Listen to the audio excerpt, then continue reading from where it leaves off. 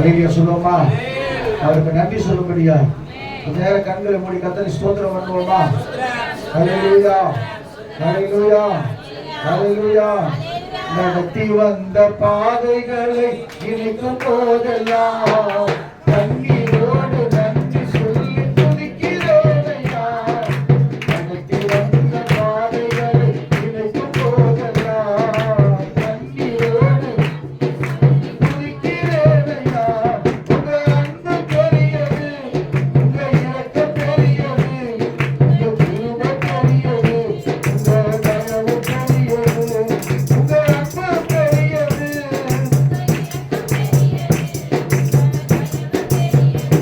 உங்க தயவு பெரியது.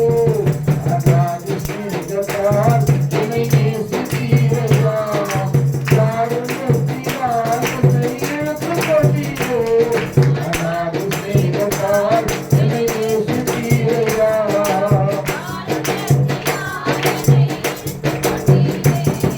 அநாதையாய் அழைத்த என்னை தேடி வந்தீரே. அன்பு காட்டி வரவழைத்து காத்துக் கொண்டீரே. அநாதையாய் அழைத்த என்னை தேடி வந்தீரே. அன்பு காட்டி வரவழைத்து காத்துக் கொண்டீரே. உங்க அன்பு பெரியது,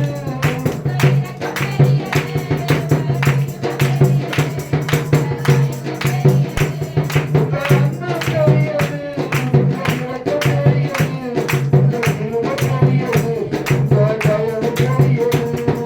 தாயின் கரம் தோன்றும் முன்னே புரிந்து கொண்டீரே. தாயைப் போல ஆட்சி தேற்றி நடத்தி வந்தீரே. தாயின் கரம்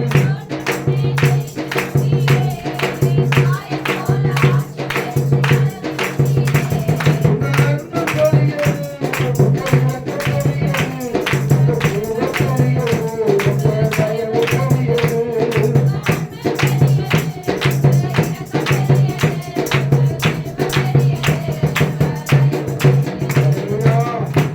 ஆண்டவர் சொல்றார், நடத்தி வந்த பாதை நினைச்சு பாருங்க. இப்பதான் ஸ்டார்ட் பண்ண வருகிறது.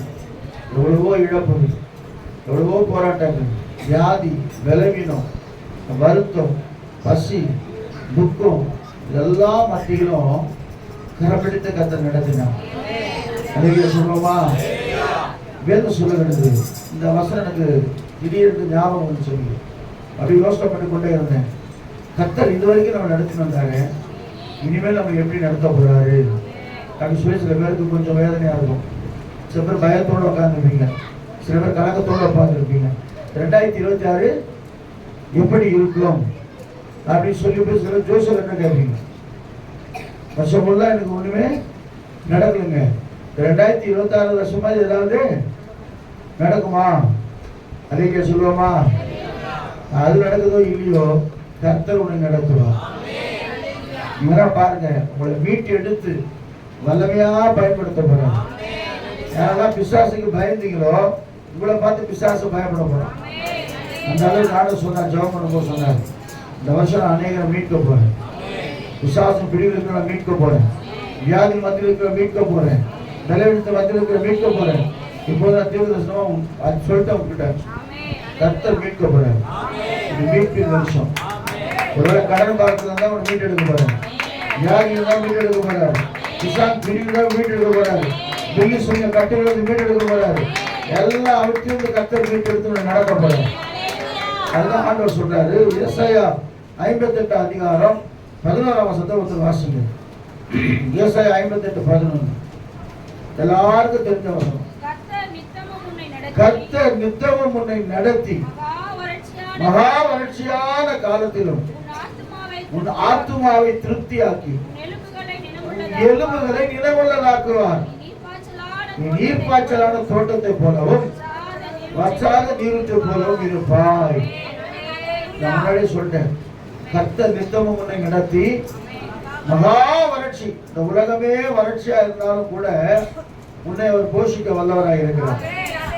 மகா வறட்சியான காலத்திலும் உன் ஆத்மாவை, ஆமா, எதுவுமே இல்லாத ஒரு சூழ்நிலையிலும் உன் ஆத்மா சந்தோஷப்படும். ரெண்டா சொல்ல எலும்புகளை அப்படின்னு என்ன அர்த்தம்? நிறைய பேருக்கு முட்டி வெளி உட்கார்ந்தா எழுத முடியல பாஸ்டர், நடக்க முடியல பாஸ்டர், வேதனையாகுது பாஸ்டர் அப்படின்றாங்க. அப்போ எலும்புலாம் ஸ்ட்ராங் பண்ண போறாரு. என்ன பண்ணதாக்கி நீர்ப்பாய்ச்சலான தோட்டத்தை போலவும் அப்படின்னா என்னன்னா உனக்கு ஒரு பிளெஸிங்க கர்த்தர் வந்து கொடுத்து கொண்டே இருக்க போறாரு. நீர்ப்பாய்ச்சலான தோட்டம் எப்படி இருக்கும்? பசுமையா செழிப்பா பார்க்கறதுக்கு அழகா இருக்கும். நீர்ப்பாய்ச்சலான தோட்டத்தை போலவும் வற்றாத நீரூற்று, அப்படியே நீர் ஊற்று விழுந்து அப்படியே ஊறிக்கொண்டே இருக்கும். அப்படின்னா ஆசீர்வாதம் புறப்பட்டு கொண்டே இருக்கும். எப்படி நடத்துவார்னா சங்கீதக்காரன் சொல்றான், நல்லா கவனிங்க. இயேசுவை ஏற்றுக்கொண்ட பிறகு வருகிற பாடுகள், துக்கங்கள், சந்தோஷங்கள் எல்லாவற்றையும் நாம் ஏற்றுக்கொண்டு அவருக்காக வாழும் பொழுது அவர் என்ன செய்ய தெரியுமா?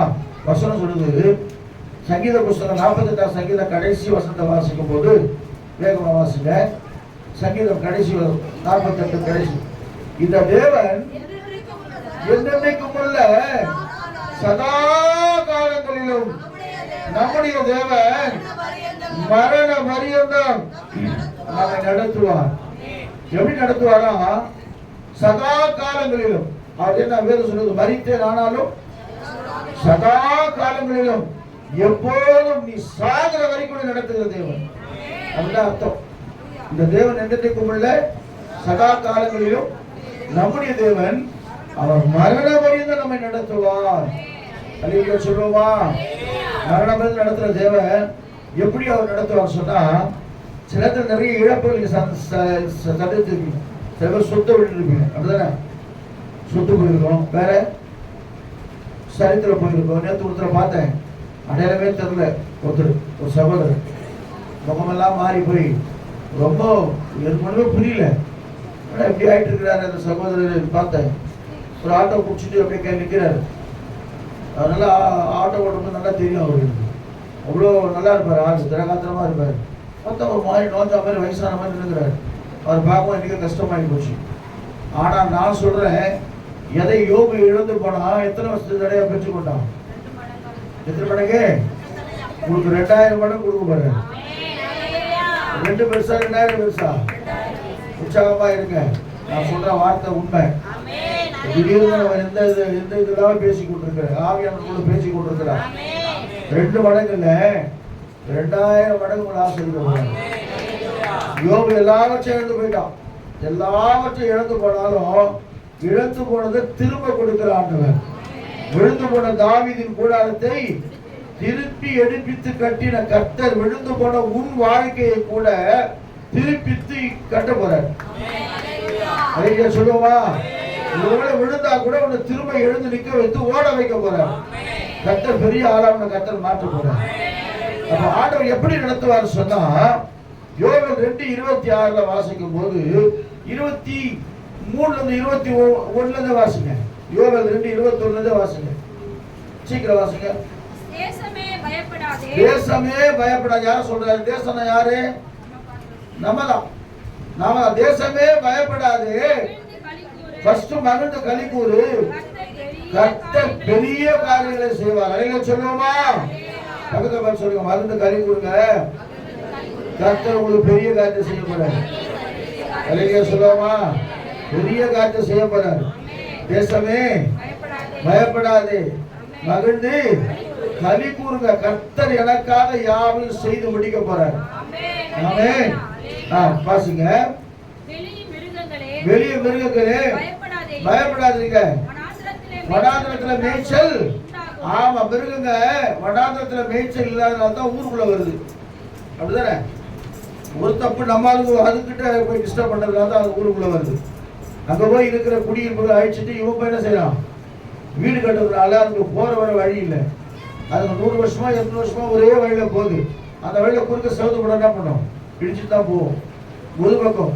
ஆனா ஆண்டவர் சொல்ல மிருகங்க கூட ஆண்டவர் பாருங்க, கர்த்தருக்கு ஸ்தோத்திரம், அவங்களுக்கு ஆகாரம் கொடுக்கிற தேவன். அவர் சொல்றாரு, வெளியில் மிருகங்களே பயப்படாதீங்க, உங்களுக்கு மேய்ச்சல் உண்டாகும். அடுத்தது,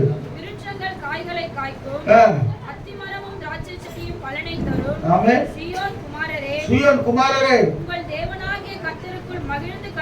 மகிழ்ந்து களி கூறுங்கள், முன்மாரியையும் கொடுத்து முன்மாரியையும் பின்மாரியையும் ஏற்கனவே வருஷிக்கப்படுவார்.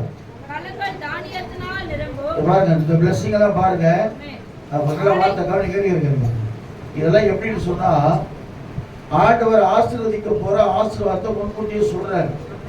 அது கீழே ஒரு வசனம் வரப்போது, அதுதான் உங்களுக்கு சொல்ல போறேன். கலங்கள் தானியத்தால் அப்படின்னா என்ன? கலங்கள் தானியத்தால் நிரம்பும். ரூம்ல என்ன செய்யுங்க, அவ்வளவு சேர்த்து வைப்பாங்க. ஒண்ணு கூட குறைவே இருக்காது. இல்லை இல்லை நீங்க சொல்லவே கூடாது. எது இல்லை இல்லை சொல்ல தெரியுமா? நான் விட்டு விளைவதில்லை, உன்னை கைவிடுவதில்லை, அதுதான் சொல்லுவேன் தவிர எது விட்டாலும் சில பேர் இல்லை இல்லைன்னுவாங்க. அப்ப இல்லை இல்லை என்று சொல்லுகிற உங்களுக்கு நிரம்பத்தக்கதான ஆசீர்வாதத்தை கர்த்தர் தர போறார். அடுத்தது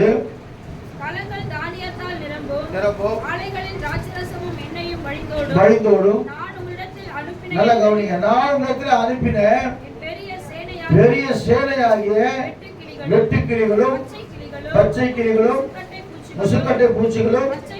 நல்ல கவனிங்க. இந்த 4 விதமான காரியத்துக்கு 4 அர்த்தம் இருக்குது. இதெல்லாம் உன் வாழ்க்கையை நாசம் பண்ணிருக்கலாம். இதெல்லாம் உன் வாழ்க்கையில இறங்கி உன்னை என்ன செஞ்சிருக்கலாம், துவம்சம் பண்ணிருக்கலாம். உன் வாழ்க்கையில் இருக்கிற ஆசீர்வாதத்தை கெடுத்திருக்கலாம். வெட்டுக்கிளி என்ன பண்ணுவோம்?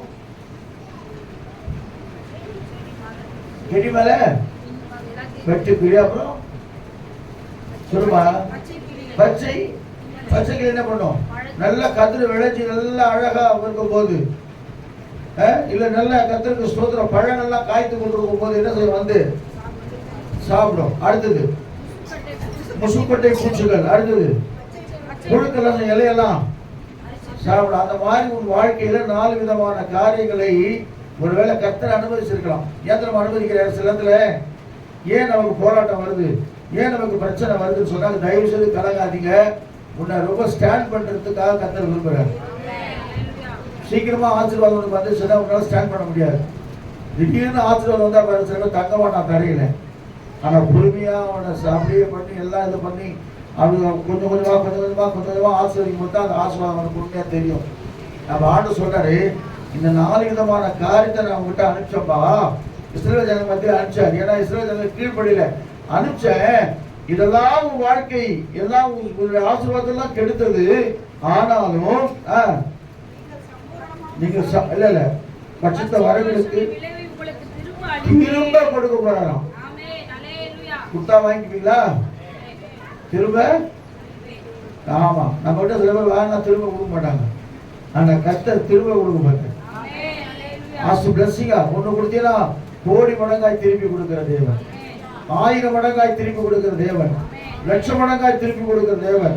அவர் சொல்றார், திரும்ப அளிப்பேன், சம்பூர்ணமாய் சாப்பிட்டு திருப்தி அடைந்து ஒரு அதிசயமாய் நடத்தி வந்த தேவனாகிய கர்த்தரை துதிப்பீர்கள்.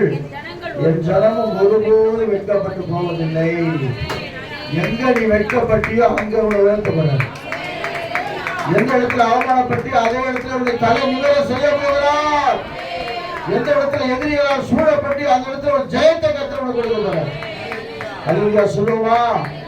ரொம்ப வெட்கப்பட்டீங்கல்ல, ஐயோ வெட்கமா இருக்குது உங்களுக்கு முன்னாடி நடக்கிறதுக்கு, இவங்க முன்னாடி போறது வெட்கமாக சொல்லி தலை குனிந்து கொண்டு போன உன்னை தலை நிமிர செய்கிற தேவன் நம்முடைய தேவன். அவர்தான் சொல்றாரு, என் ஜனமோ ஒருபோதும் வெட்கப்பட்டு போவதில்லை. அல்லேலூயா சொல்லுவோமா? உண்மையா சொல்றாங்க. கர்த்தருக்கு ஸ்தோத்திரம். கர்த்தர் நடக்க போறாரு. உன்னை கரம் பிடித்து நடக்க போறாரு. நீங்க சொல்லுங்க, ஏசப்பா என் கருத்தை நீங்க பிடிங்க. நான் பிடிக்க மாட்டேன். நான் பிடிச்சா விட்டுருவேன். பிரச்சனை வரும்போது விட்டுருவேன், போராட்டம் வரும்போது விட்டுருவேன், பாடுகள் வரும்போது விட்டுருவேன், உபத்திரம் வரும்போது விடுவேன். ஆனா நீங்க என் கருத்தை பிடிச்சிங்கன்னா நான் சாகிற வரைக்கும் மரண பரியந்தம் என்னை நீ நடத்த வல்லவராக இருக்கிறேன். நான் திரும்ப விசுவாசிக்கிறேங்க. யாரெல்லாம் டென்ஷனோடு போராட்டத்தோடு பிரச்சனையோடு உட்கார்ந்து கொண்டிருக்கிறீங்களோ ஒரு பெரிய விடுதலை வரப்போகிற வருஷத்துல கர்த்தர் கொடுத்து நடத்த போறாங்க. சோதிக்கலாம் சொல்றாரு, நாங்கள் 10 நாள் உபத்திரப்படுகிறீர்கள், ஆகினும் மரண பரியந்தம் உண்மையாக உனக்கு என்ன கொடுப்பேன்? டெஸ்ட் பண்ணுவார் ஆண்டவர். ஒரு சின்ன ஒரு காரியத்தை நம்ம உள்ள போறதுக்கு, ஒரு மீட்டிங் போறதுக்கு நம்மள மெட்டல் டிடெக்டர் வச்சு செக் பண்றாங்கன்னு சொன்னா பரலோகத்துல அவரோட சந்தோஷமா எதிர்ப்பு போறோம். செக் பண்ணா செக் பண்ண மாட்டாரா?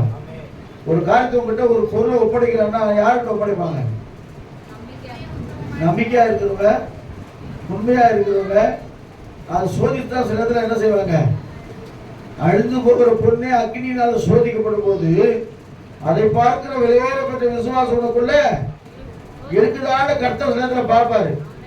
யோப பார்த்தா, யோபு தான் நமக்கு டெஸ்ட், தாவீது தான் நமக்கு டெஸ்ட், சாலமோன் தான் நமக்கு டெஸ்ட். ஆதி நாட்கள் நீங்க பாத்தீங்கன்னா கர்த்தர் ஒவ்வொரு டெஸ்ட் பண்ணுவார். ஆனா டெஸ்ட் பண்றவங்க அது தேர்ந்துட்டாங்கன்னா அவங்களுக்கு பிளஸிங் அருமையாக கர்த்தர் கொடுக்கிறவரா இருக்கிறார். நீங்க ஆபிரகாம் பார்த்தாலும் ஈசாக்கு ஆபிரகாம் டெஸ்ட் வச்சாரு. டெஸ்ட் பலியிட சொன்னார். எப்படி இருக்கிறான் பார்க்கலாம், இவன் கூப்பிட்டோட வந்துட்டானே எப்படி இருக்கிறான்? பேசுல தான் கேட்கிறாரு, கூப்பிட்டோட நாங்களாம் வந்துட்டோம் ஆண்டவரே, நீங்க கூப்பிட்டீங்க நான் வந்துட்டேன், எனக்கு என்ன பலனு, வாட் யூஸ் அப்படின்னு கேட்கிறேன். அது கேட்குறது கரெக்ட் தான். இம்மையில மாத்திரமே இல்லை, மறுமையில உன்னை ஆஸ்வதி பண்றாங்க. இங்க மட்டும் உன்னை ஆசீர்வாதம் இல்லை, பரலோகத்துக்கு முன்னாடி ஆசீர்வாதம் உள்ள மகனா இந்த மாற்றுவார். இந்த கல்வியின் மேல் சபையை கட்டுவேன். ஹல்லேலூயா சொல்லுவோமா? அந்த ஆண்டவர் சொல்றாரு, எப்படி யாருக்கு அதை கொடுப்பாரு, அதுதான் ஒரு முக்கியமான காரியம். இப்ப கர்த்தர் நடத்தணுமா நடத்தக்கூடாதா? நடத்தணுமா? எப்படி நடத்தணும்? என்கிட்ட பதிலுக்கு பேசுங்க. எனக்கு கொஞ்சம் கஷ்டம், அவங்க தொண்டை பேசுறது. பதில் சொல்லு. நடத்தணுமா வேண்டாமா? எப்படி நடத்தணும்? சம்பூர்ணமா? Very good. அப்புறம் சந்தோஷமா? அடுத்தது இல்ல, ஒவ்வொருத்தருக்கும் ஒரு ஆம்பிஷன் இருக்கும் மனசுக்குள்ள. சந்தோஷம், என்ன சமாதானம் நடத்தினா போதாங்க, சோறு கூட வேணாங்க, எனக்கு நிம்மதி தான் போதும். சில பேர் கேள்விப்பட்டீங்களா? சிஸ்டர் பிரச்சனை, ஐயோ எனக்கு சொத்து சுகம் எதுவுமே வேணாங்க, இந்த வீட்டுல நிம்மதி தான் போதும், நிம்மதி மட்டும் தான் அது போதும் அப்படின்னு சொல்லுவாங்க. சில பேர் நிம்மதியெல்லாம் இருக்குது, ஆனா காசு தான் இல்லைங்க, நிறைய காரியங்களுக்காக இருக்குது, காசு செலவு பண்ணணும், அது ஒண்ணு. சில பேர் கேட்டா எல்லாம் இருக்கு, ஆனா மனசுல சமாதானமே இல்லை. அப்ப ஒவ்வொருத்தரும் ஒவ்வொரு தேடலோடு இருக்கிறாங்க. இயேசு கிறிஸ்து வரும்போது எல்லாத்தையும் கர்த்தர் கொடுக்கிறவராக இருக்கிறார். எது இருக்குதோ இல்லையோ தெய்வீக சமாதானத்தினாலே கர்த்தருடைய நிரப்ப வல்லவராக இருக்கிறார்.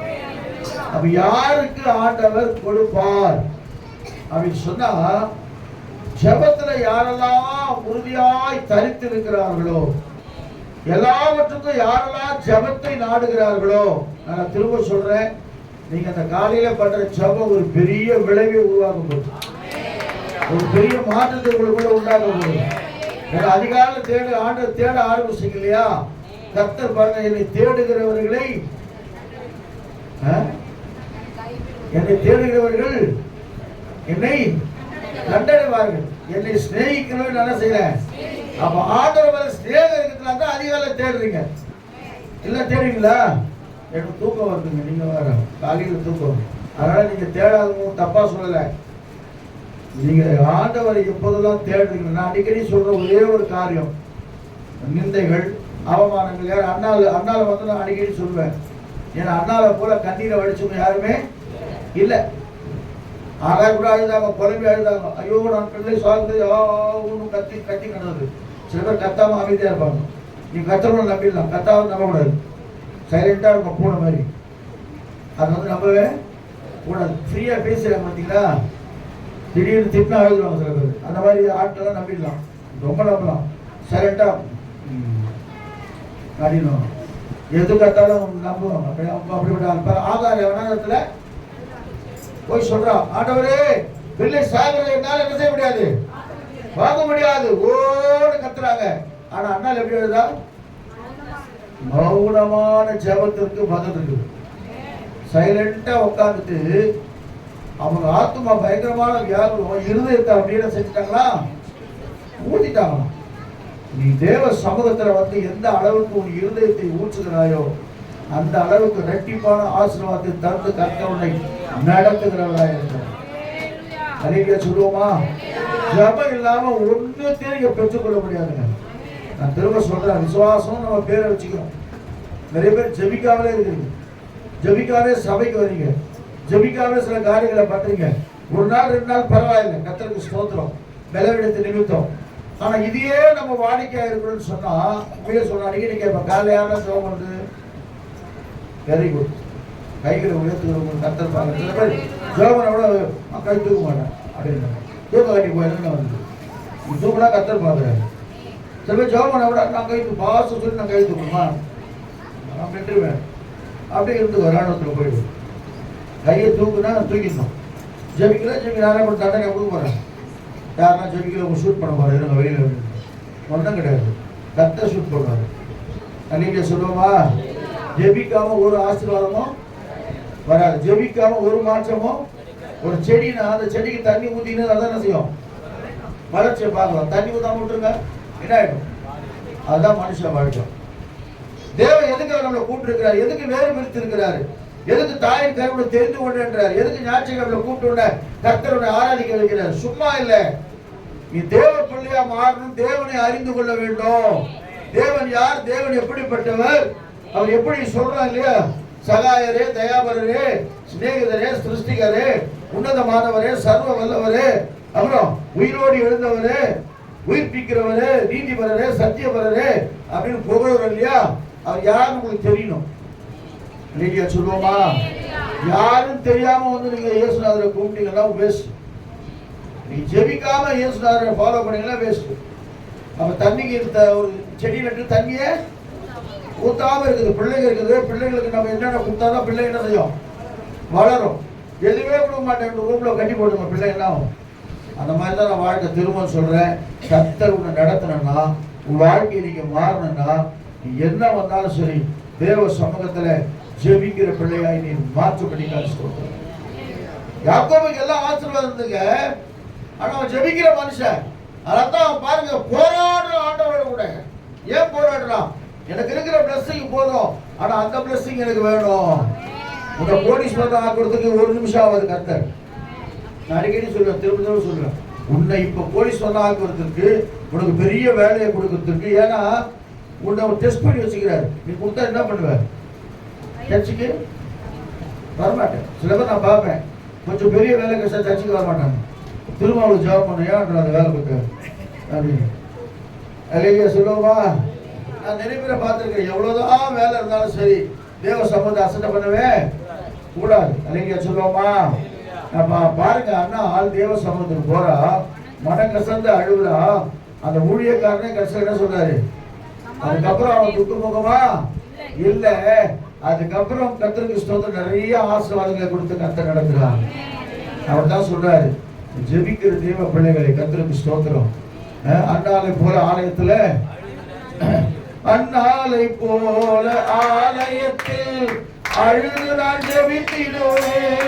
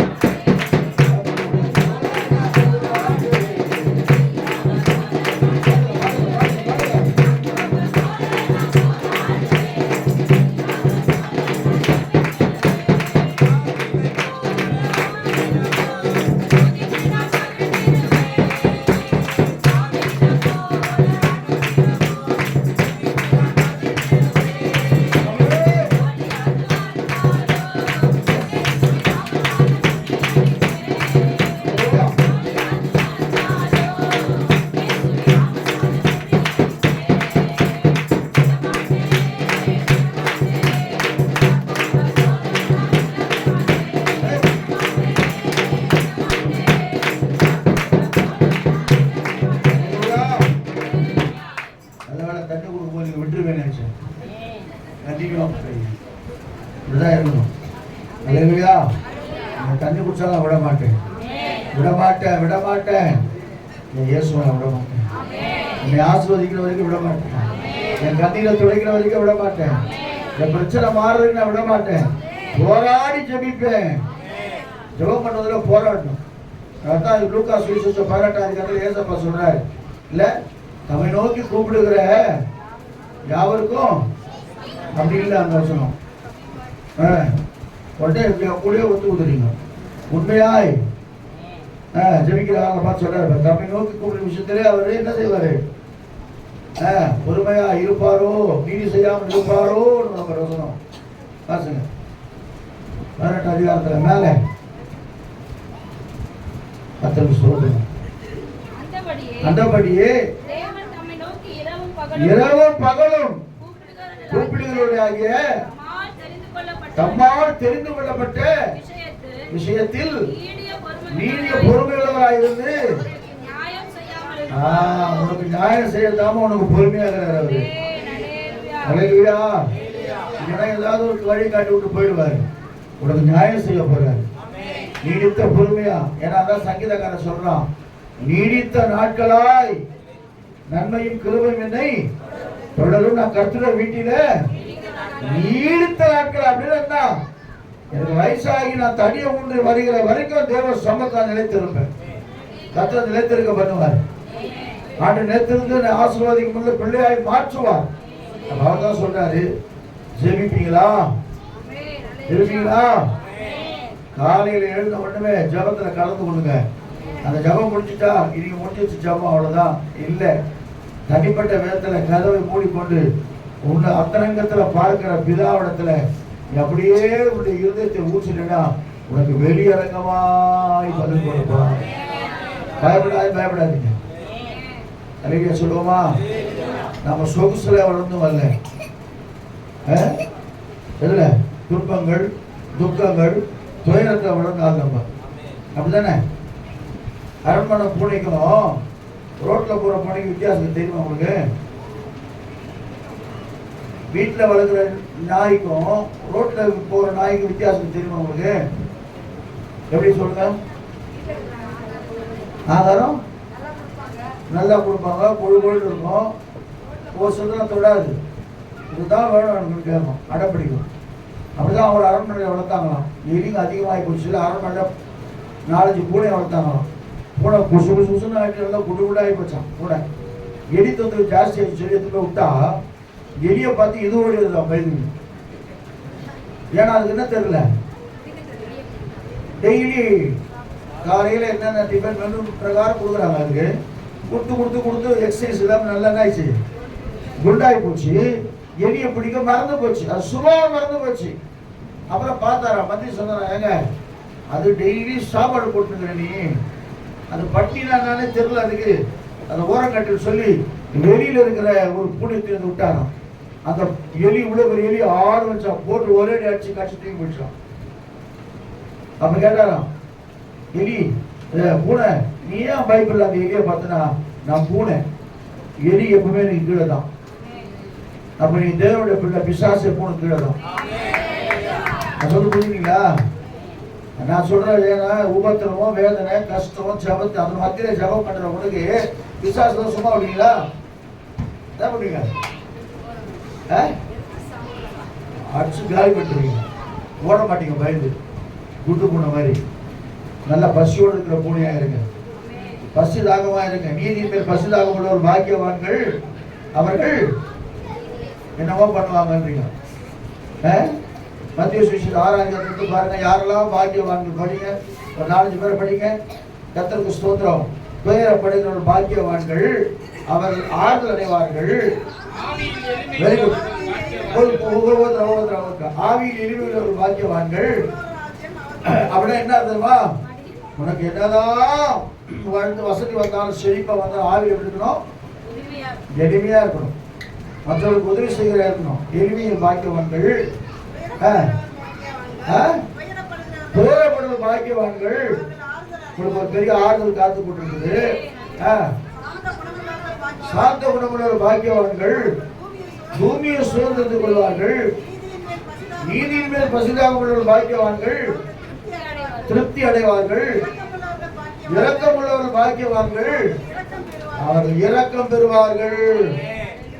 அப்புறம் இருதயத்தில் சுத்தம் உள்ளவர்கள் பாக்கியவான்கள், அவர்கள் தேவனை தரிசிப்பார்கள். சமாதானம் பண்ணுவவர்கள் பாக்கியவான்கள், தேவனுடைய புத்திரராக இருக்கிறார்கள்.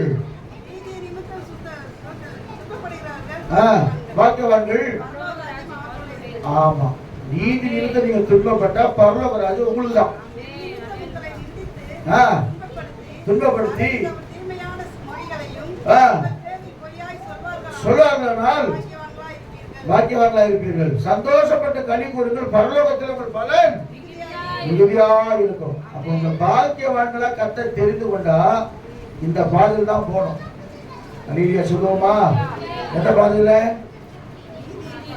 நீதியின் பாதை ரொம்ப கஷ்டம். அந்த பாதையில போகும்போது தான், ஆனா முடிவு மகிமையான கிரீடம் நமக்காய் காத்துக்கொண்டிருக்கு. அவனை கவலைப்படாது, எல்லாவற்றையும் கர்த்தரோட கொடுத்து ஆஸ்வதிக்க போறார். இயேசுநாதரை ஏற்றுக்கொண்டா ஏழையாவே இருப்பான். உன்னை கோடீஸ்வரர் எவனும் கிடையாது. கர்த்தரை மாத்துவார், கர்த்தரை உயர்த்துவார், கர்த்தரை ஆசீர்வதிப்பார்.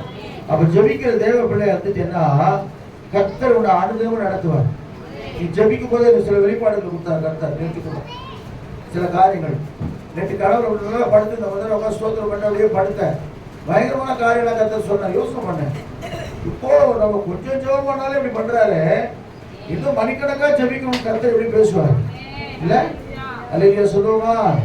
இரண்டாவது நான் சொல்ற காரியம் எல்லாம் வச்சுங்க, இதெல்லாம் நம்ம பண்றது. எது பண்றது? ஃபண்டமெண்டலா நம்ம ஜெபிக்கிற காரியத்தை நான் சொல்றது சாதாரண காரியம். ஃபண்டமெண்டல் மீன்ஸ் பேசிக், ஒரு அடிப்படை காரியம். கிறிஸ்துவனா யாரு? கிறிஸ்துவனா யாருங்க? கிறிஸ்துவை உடையவன். கிறிஸ்து அவனுக்குள்ளதான் அவன் கிறிஸ்தவன். அவன் கிறிஸ்துவ இயேசு என்ன பண்ணாரு? ஜெபம் பண்ண. நீ என்ன பண்ணணும்? அவ்வளவுதான், முடிஞ்சு போச்சு. நீ ஜெபம் பண்ணினா ஆசீர்வாதம். இயேசு நாள் முழுதும் ஜெபம் பண்ணாராம். சீசர்களை தேர்ந்தெடுக்கிறது அவர் தெரியும். அவரே செலக்ட் பண்ணுவார். வாப்பா நீ வா, நீ வா, நீ வா கூப்பிடுவாரு. ஆனா தெரியும், இருந்தாலும் பிதாவின் சித்தத்தை நிறைவேற்றும்படியாக முழங்கால் பண்ணிட்டு ஜெபிக்க ஆரம்பித்தார். அல்லேலூயா சொல்லுவோமா? இரண்டாவதாக அவர் சொல்ற ஆண்டவர் வாசிக்க, கர்த்தருக்கு ஸ்தோத்திரம். கர்த்தரை நான் இக்காலத்திலும் ஸ்தோத்தரிப்பேன், அவர் துதி எப்போது என் வாயிலே. ஆமா, பிரைசிங். பிரைசிங். எனக்கு தெரிஞ்ச ஒரு வயசான அம்மா இருந்தாங்க. படிக்கவே தெரியாது அவங்களுக்கு. நல்லா ஞாபகம் வச்சுங்க, எழுத படிக்கவே தெரியாது. அவங்க ஜபம் கூட வித்தியாசமா இருக்கும். நீங்களாம் ஜெபம் பண்ணா என்ன பண்ணுவீங்க?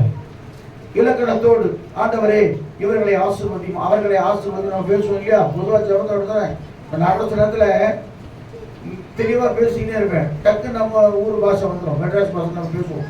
அப்படிதான் நம்ம பேசி பேசி பழகிட்டோம். ஆனா அவங்க ஜெபம் பண்ணும்போது நீங்க பாத்தீங்கன்னா ரொம்ப எளிமையா இருக்கும். ஆண்டவர் அப்படிதாங்க விரும்புறார் ஜெபத்தை.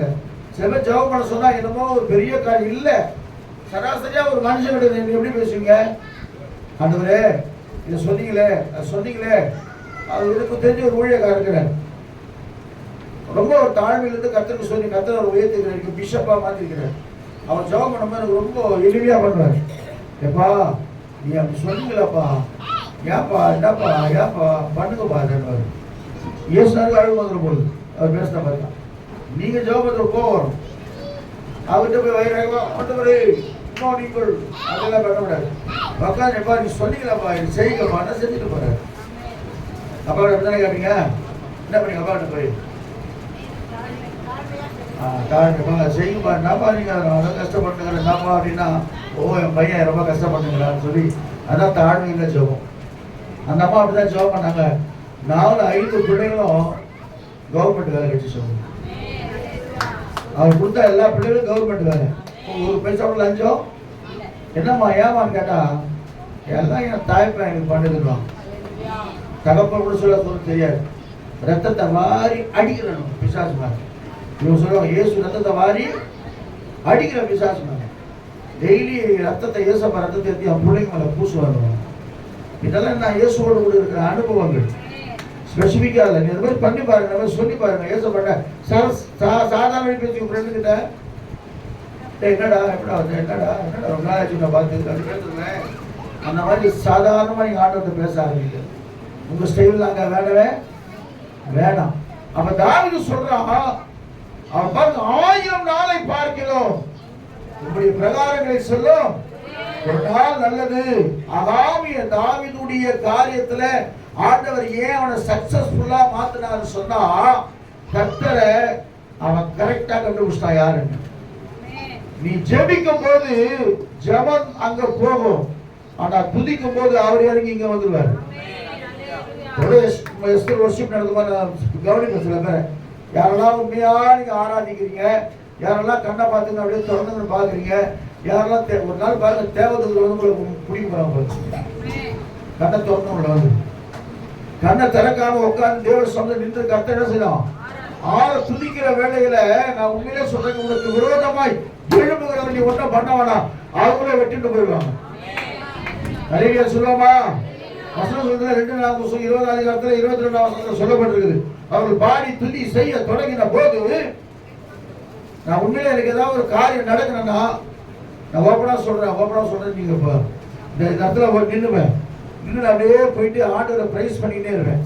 நீங்க சொல்றீங்களா காலையில உயிரோடு எழுந்தவரே உமக்கு ஸ்தோத்திரம், உன்னதமானவரே உமக்கு ஸ்தோத்திரம், சர்வ வல்லவரே உமக்கு ஸ்தோத்திரம், அற்புதங்களை செய்கிறவரே ஸ்தோத்திரம் சொல்லிட்டு கொஞ்ச நேரம் செய்வேன். அப்படியே ஆண்டவரை பிரைஸ் பண்ணிக்கினே துதிச்சுக்கினே இருப்பேன். எவ்வளவு நேரம் போகும்னு தெரியாது, 1 மணி நேரம் கூட ஆயிருக்கும். ஜபம் பண்றதை விட துதிக்கும் போது நேரம் ஈஸியா போயிடும். அப்படி பண்ணி முடிச்சு பார்ப்பேன். உண்மையிலே சொல்றேன், இந்த புல்பிட்ல சொல்றேன், அப்படி செஞ்ச காரியங்களுக்கு ஆண்டவர் எத்தனையோ அற்புதங்கள் செஞ்சிருக்கிறார். அல்லேலூயா. இந்த ஆண்டவரை துதிக்கிற தேவ பிள்ளையா இருக்கணும். எல்லாவற்றுக்காகவும் ஆண்டவருக்கு நன்றி சொல்லணும். ஒரு சின்ன பேனா கொடுத்தோட ஆண்டவர் செய்யணும், நன்றி சொல்லணும். ஆண்டவர் இந்த பேனா கொடுத்துருக்காங்க உமக்கு ஸ்தோத்திரப்பா, நன்றிப்பா அப்படின்னு சொல்லணும். ஏன்னா கர்த்தருக்கு ஸ்தோத்திரம் ஆண்டவர் சொல்லாம யாரும் எதையும் செய்ய முடியாது. அல்லேலூயா சொல்லுவோமா. ஜெபிக்கிற தேவ பிள்ளைகளை நீங்க நடத்த போறதுக்கு தெரிய போது பாருங்க.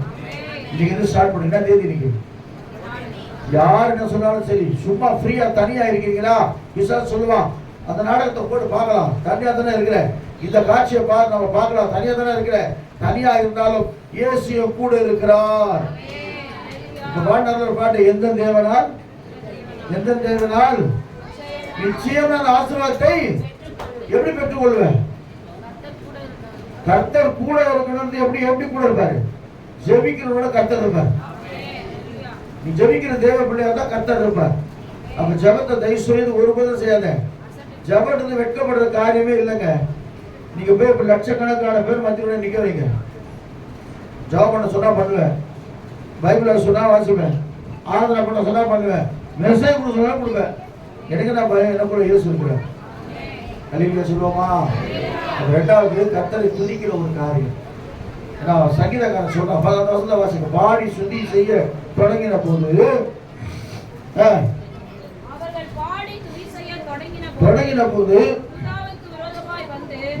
வந்து அம்மோன் புத்திரரையும் மோவாபியரையும் சேயீர் மலை தேசத்தாரையும் ஒருவருக்கு விரோதமாய் ஒருவர் கர்த்தர் எழும்ப பண்ணினபடினாலே வெட்டுண்டு விழுந்தார்கள். அப்ப என்ன அர்த்தம்? உனக்கு விரோதமா எழுந்து தயவு செய்து வாயை திட்டவே திட்டாதீங்க. நம்ம வார்த்தை வேணாம், நல்லா இங்க அந்நிய பாஷை பேசிட்டு நம்ம கெட்ட வார்த்தை பேசவே வேணாம். ஆனா வேதம் சொல்லுகிறது, நீ துதிக்கும் பொழுது ஒருவருக்கு ஒருவர் விரோதமா அவங்களே போயிடுவாங்க. அல்லேலூயா சொல்லுவோமா. ஏன்னா கர்த்தருக்கு ஸ்தோத்திரம். கூட ஒரு வீட்டு கூட அவன் சொன்னாங்க ஒரு வார்த்தை, கர்த்தரை கூட தெளிவா பேசுறாங்க. ரொம்ப புதுசா தொடர்ந்தாங்க. பெரிய சபைக்கு போது நான் பேசுறது நல்ல விடுதலையோடு எனக்கு கர்த்தர் நீங்க விடுதலை கொடுத்தாருனாங்க. அல்லேலூயா சொல்லுவோமா. அப்படி துதிக்கிற தேவ பிள்ளைகளுக்கு ஒரு விடுதலை நிச்சயம். துதிக்கு தாவீது எப்படி கர்த்தரை அவன் உயர்த்தினே போனாரு, துதிக்கிற உடனே கர்த்தரை உயர்த்துவாங்க. நீ துதிப்ப பாட சொன்னா பாடுங்க, துதிக்க சொன்னா துதிக்க, ஆராதிக்க சொன்னா ஆராதிக்க. கர்த்தர் அற்புதங்களை செய்கிறவரா இருக்கிறார். 2 காரியத்தை கர்த்தருக்கு ஸ்தோத்திரம். அல்லேலூயா சொல்லுவோமா. பாட்டுல துதி செய்ய தொடங்கியதும் எதிரிகள் தங்களுக்குள் வெட்டோட்டு அடிய செய்தி. துதி செய்ய தொடங்கியதும் எதிரிகள் தங்களுக்குள்